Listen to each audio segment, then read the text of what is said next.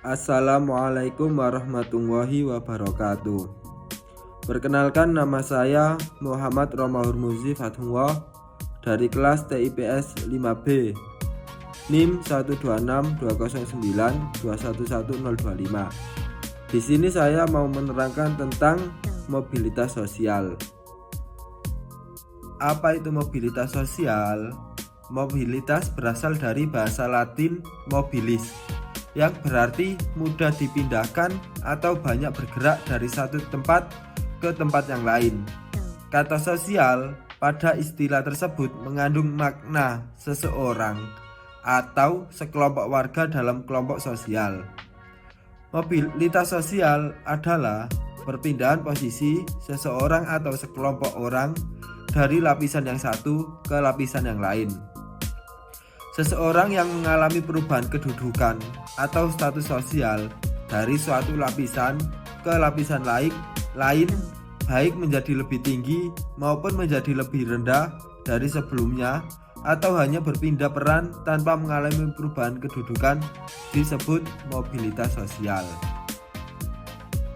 Contoh mobilitas sosial dalam kehidupan masyarakat kita, misalnya itu seorang pensiun pegawai rendahan salah satu departemen beralih pekerjaan menjadi seorang pengusaha dan berhasil dengan gemilang. Yang kedua itu seorang anak pengusaha ingin mengikuti jejak ayahnya yang berhasil, lalu membuka usaha lain namun gagal dan akhirnya jatuh miskin. Tadi kan pengertiannya kan udah ya. Terus ini itu ada bentuk-bentuk mobilitas sosial. Berdasarkan bentuknya, mobilitas sosial itu dibedakan menjadi dua. Yang pertama itu mobilitas sosial vertikal, dan yang kedua itu mobilitas sosial horizontal.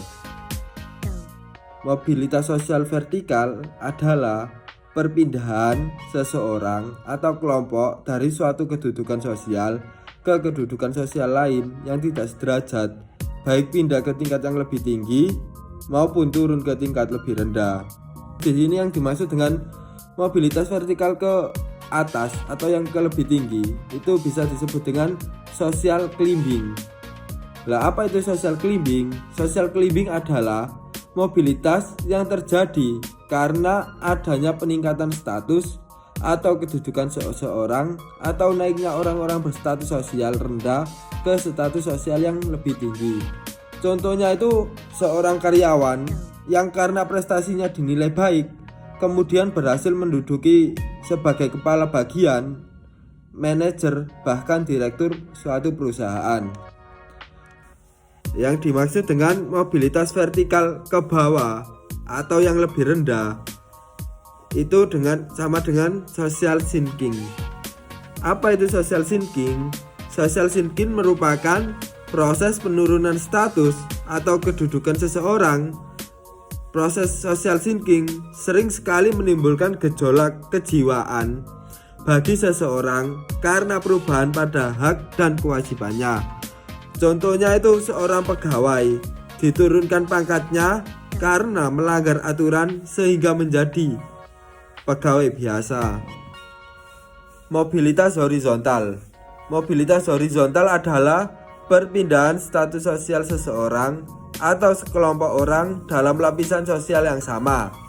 Mobilitas horizontal merupakan peralihan individu atau objek-objek sosial lainnya dari suatu kelompok sosial ke kelompok sosial lainnya yang sederajat.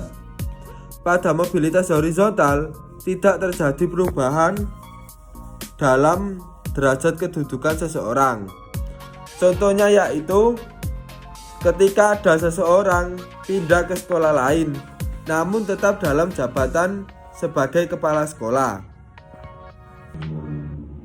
Faktor-faktor pendorong dan penghambat mobilitas sosial. Di sini itu ada 6 faktor yang mendorong dan terjadinya mobilitas sosial. Yang pertama yaitu faktor struktural. Faktor struktural masyarakat Indonesia ini sangat terbuka. Orang miskin dapat mengalami mobilitas sosial setinggi-tingginya, bahkan menjadi presiden. Apabila kalian merupakan anak dari keluarga kurang mampu, jangan berkecil hati. Banyak contohnya tokoh Indonesia yang berasal dari keluarga miskin. Kalian tetap dapat mengejar cita-cita setinggi-tingginya karena mobilitas sosial masyarakat Indonesia ini bukan berdasarkan keturunan, melainkan prestasi. Yang kedua itu faktor individu. Faktor individu di sini tuh setiap individu itu kan memiliki perbedaan dalam hal sikap, pengetahuan, dan keterampilan. Dua orang memiliki pengetahuan dan keterampilan yang relatif setara belum tentu menjadi berhasil dalam melaksanakan mobilitas sosial ke atas. Hal ini disebabkan keberhasilan individu sangat ditentukan sikap dan perilaku individu tersebut. Sebagai contoh, dua orang sarjana dari perguruan tinggi yang sama-sama melamar pekerjaan di suatu perusahaan, hanya satu orang yang diterima karena dianggap memiliki ambisi dan komitmen dalam hidup. Yang ketiga itu faktor sosial. Setiap perjuangan diawali dari ketidakpuasan. Ketidakpuasan akan status sosial mendorong manusia untuk terus berjuang segigi-giginya. Setiap manusia dilahirkan dalam status sosial yang dimiliki oleh orang tuanya. Saat ia dilahirkan, tidak ada satu manusia pun yang dapat memilih status.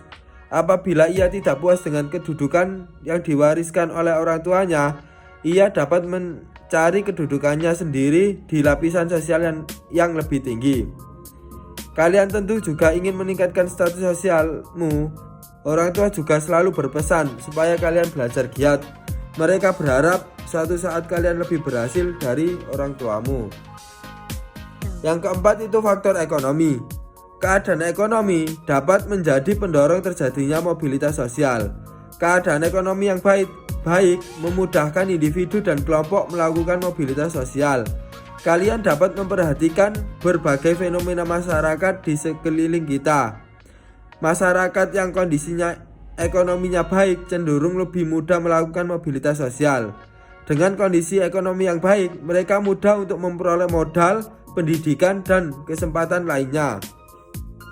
Yang kelima itu faktor politik. Bangsa Indonesia patut bersyukur karena memiliki stabilitas politik yang baik, kondisi negara aman dan damai, sehingga para pemimpin dapat menjalankan roda pembangunan dengan baik. Semua rakyat berperan aktif dalam pembangunan. Yang keenam itu kemudahan dalam akses pendidikan. Jika pendidikan berkualitas mudah didapat, tentu mudah juga bagi orang untuk melakukan pergerakan atau mobilitas dengan berbekal ilmu yang diperolehnya.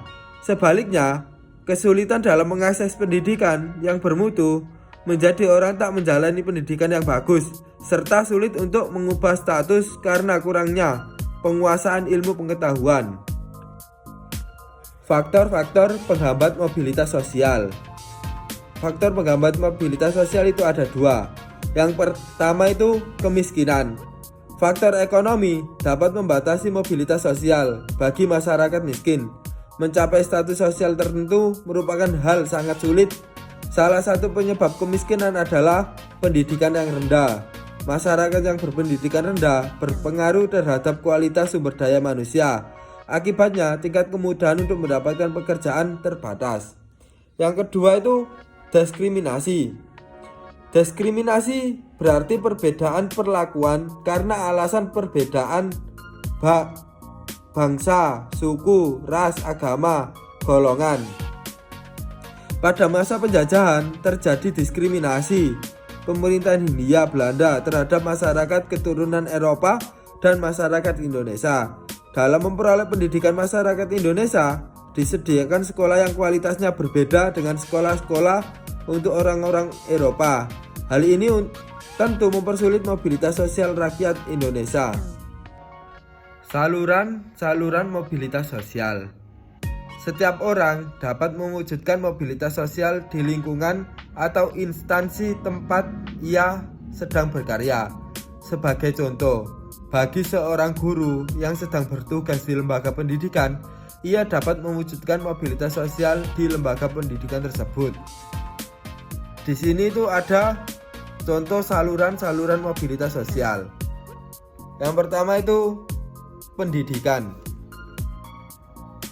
Pendidikan merupakan saluran bagi mobilitas vertikal yang sering digunakan karena melalui pendidikan orang dapat mengubah statusnya. Lembaga-lembaga pendidikan pada umumnya merupakan saluran yang konkret dari mobilitas vertikal ke atas, bahkan dianggap sebagai social elevator yang mengangkat seseorang dari kedudukan yang rendah ke kedudukan yang lebih tinggi. Yang kedua itu partai politik. Banyak contoh orang yang meniti perjuangan karir di organisasi politik dari tingkat rendah sampai tingkat tinggi. Sebagai contoh, Presiden Republik Indonesia pertama, Insinyur Soekarno. Ketika mendirikan Partai Nasional Indonesia, Soekarno tidak memiliki jabatan di pemerintahan. Namun, melalui perjuangan politiknya, Soekarno semakin dikenal rakyat dan penjajah. Pada saat kemerdekaan, Soekarno dipilih menjadi Presiden Republik Indonesia. Yang ketiga itu organisasi ekonomi.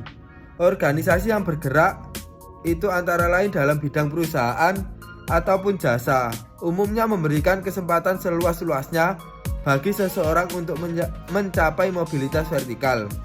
Organisasi ekonomi itu antara lain koperasi dan badan usaha.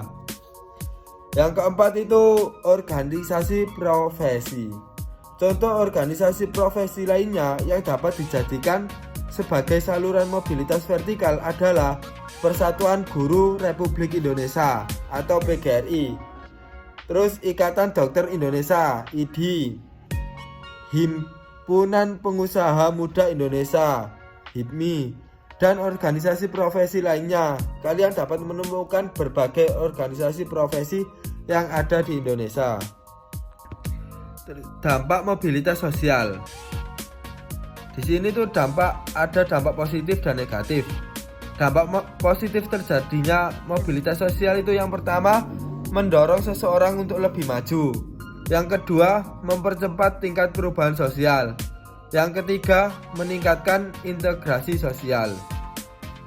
Dampak negatif terjadinya mobilitas sosial. Yang pertama itu terjadinya konflik, dan yang kedua itu gangguan psikologis. Sekian materi dari saya. Jika ada kesalahan dalam membaca ataupun kesulitan dalam memahaminya, mohon maaf. Wassalamualaikum warahmatullahi wabarakatuh.